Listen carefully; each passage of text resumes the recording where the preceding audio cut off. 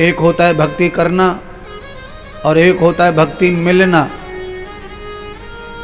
भक्ति करना बहुत कठिन है और भक्ति मिलना उससे भी ज्यादा कठिन है। जो इस पंडाल में आ बैठे हैं इनको भक्ति प्राप्त हो रही है, देखो भक्ति करनी नहीं पड़ रही है। आकर के आप आसन बना के यहाँ बैठ जाइए बस, और बाहर का सोचना बंद कर दीजिए। यहाँ जो कुछ भी हो रहा है केवल उस पर फोकस करो। ये भक्ति प्राप्त हो गई आपको, ये ध्यान रखें। भक्ति प्राप्त हो रही है। क्यों क्यों प्राप्त हो रही है? ऐसे अप्रामाणिक बात नहीं कहेंगे, प्रामाणिक बात है। स्वयं भगवान श्री राम सबरी माता को ये कह रहे हैं, दूसरी भगति मम कथा प्रसंगा, प्रथम भगति संतन कर संगा। मेरी प्रथम भक्ति संतों का संग है और मेरी दूसरी भक्ति मेरी कथा का श्रवण करना है। जो मेरी कथा श्रवण करता है उसे राम का नाम जपना नहीं पड़ता, राम के नाम का फल प्राप्त हो जाता है कथा श्रवण करने से।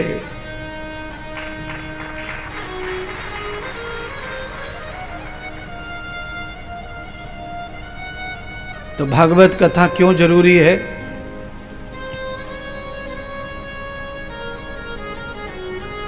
क्योंकि भक्ति करने का टाइम नहीं किसी के पास, समय कम हो गया है, सबके पास समय नहीं है।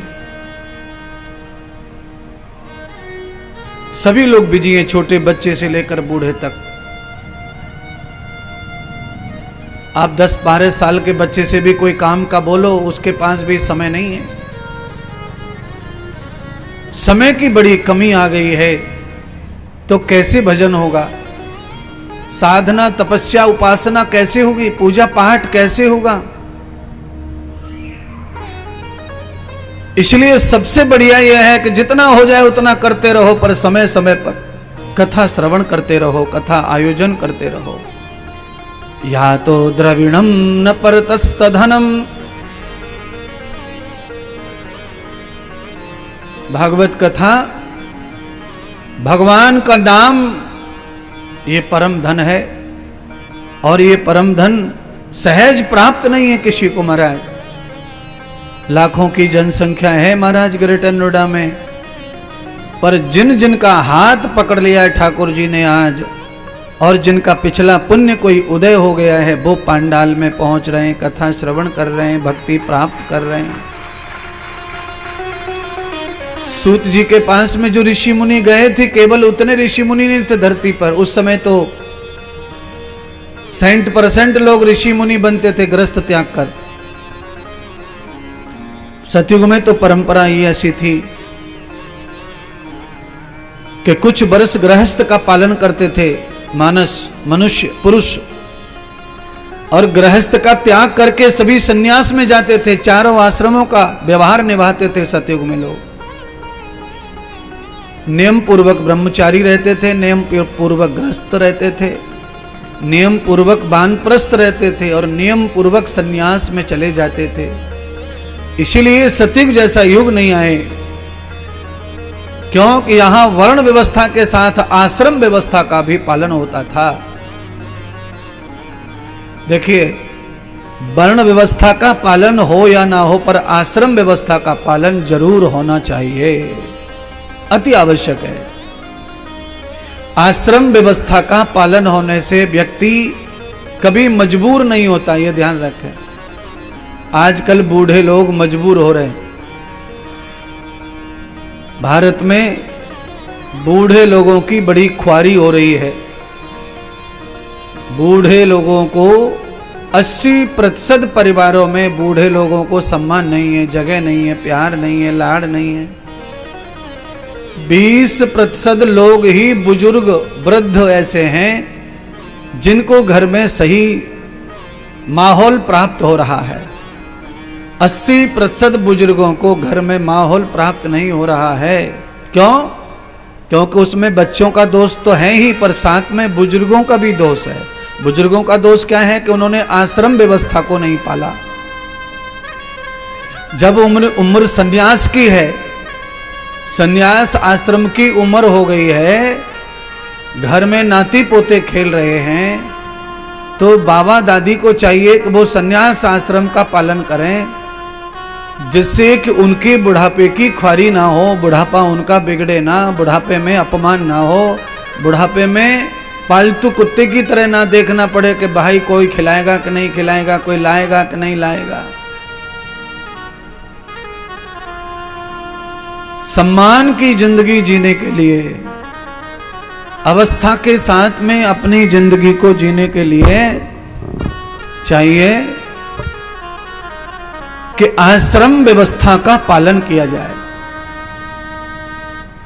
आश्रम व्यवस्था का पालन करने से आदमी के जीवन में हर तरह का स्वास्थ्य प्राप्त होता है, विचारों का, समाज का, शरीर का, धन का, सम्मान का, बल का, आयु का, हर प्रकार की प्रतिष्ठा मिलती है।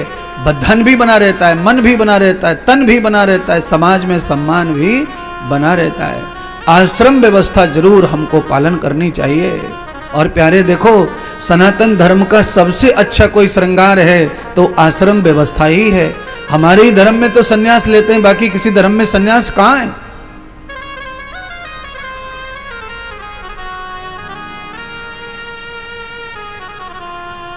सनातन धर्म का ही अंग है जैन धर्म, उसमें सन्यास होता है।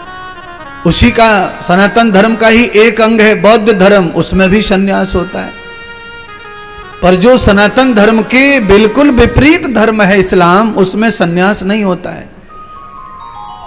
उसमें मरते समय तक भोगी रहना पड़ता है, मृत्यु पर्यंत भोगी रहना पड़ता है, और कोई सम्मान नहीं, कोई प्रतिष्ठा नहीं होती वहां बुढ़ापे में।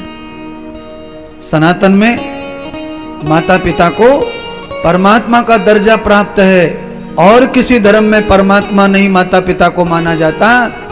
आज भारत में सनातनी माता पिताओं का जो हाल है बुढ़ापे में, वो किस लिए है?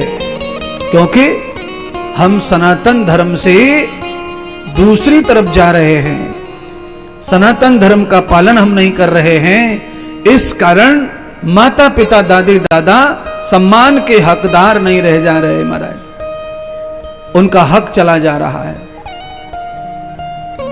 आप सबको चाहिए कि आप सनातन का कट्टर पालन करो।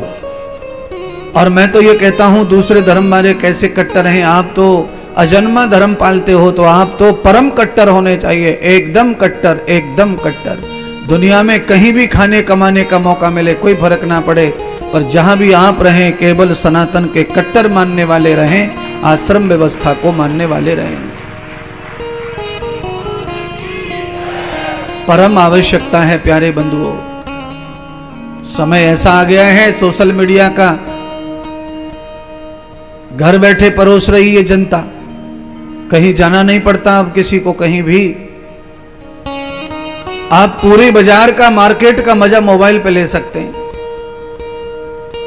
कौन सी गली में कौन सी चाट की दुकान है मोबाइल बताता है,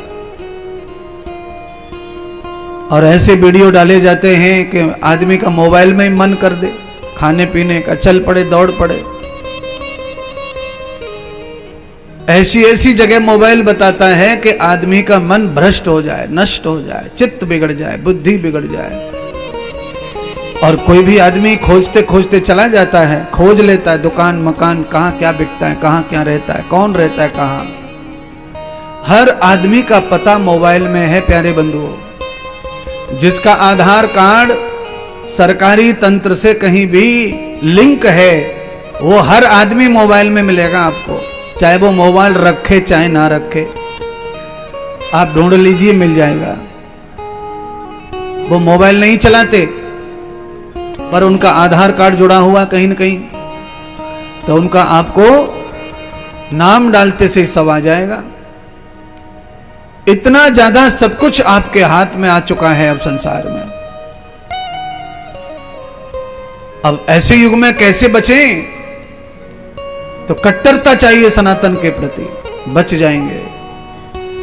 आज महात्मा ऋषि मुनि श्री सूत जी के शरणागति हो गए और सबने अपनी बात रख दी कि हमारे जीवन में लंबा समय बीत गया भजन करते करते, पर कहीं कोई लाइन नहीं लगी। भक्ति का आभा सा भी समझ में नहीं आया है। और बड़े बरसों बीत गए महाराज हिमालय में, तो कैसे समझ में आए कि भक्ति कैसे की जाए और भक्ति कैसे प्रसन्न हो जाती है। तो बंधुओं, श्रीमद् भागवत कथा का ही सूत जी ने कहा कि इसका श्रवण जो कर लेता है वह भक्ति में अपने आप ही रुझ जाता है, सम्मित हो जाता है। श्रीमद् भागवत कथा में इतनी ताकत है कि ये नास्तिक व्यक्ति को भी परमात्मा का बना देती है। इसमें ऐसे चरित्र हैं, ऐसे दृष्टांत हैं भक्ति के, ज्ञान के, वैराग्य के, विवेक के। आदमी अस बस भगवान का हो जाता है। एक बार 7 दिवसीय कथा श्रवण करने से इतने सारे पापों का विनाश हो जाता है। जो हमारे जन्म जन्मों की भक्ति हमारे अंदर है वो प्रकट होने लगती है महाराज। और जब पिछले जन्मों की भक्ति प्रकट होने लगती है तो फिर क्या कहना महाराज। थोड़ा सा ही माहौल मिलता है इस जन्म में भक्ति का, हमारी भक्ति दौड़ने लगती है महाराज। नाम जाप दौड़ने लगता है, पूजा पाठ में मन लगने लगता है, संत महात्माओं पर श्रद्धा बैठने लगती है, गुरुजनों को ब्रह्म रूप में हमारा दिल चाहने लगता है और अपने आप रास्ते खुल जाते हैं फिर हमारी मुक्ति के, कल्याण के, परमात्मा के, प्रेम के, अनुराग के। दृष्टवाम श्रवतो सखी, दृष्टवाम श्रवतो सखीं वर्धितो आत्म प्रभुत्वय निरुत्तमं नारायणं वंदे विष्णु जगतपतिम। कौन कृष्ण है? तो कहा विष्णु ही कृष्ण है, वो नारायण ही कृष्ण है। जिन्होंने जग का तालन किया, जग का पालन किया, वो परमात्मा ही कृष्ण है। इनका ही चरित्र भागवत है। तो सब ऋषि मुनि बैठ गए और बैठकर कहने लगे कि महाराज हमें विश्वास दिला दो और हमारी श्रद्धा भक्ति पैदा कर दो भागवत में।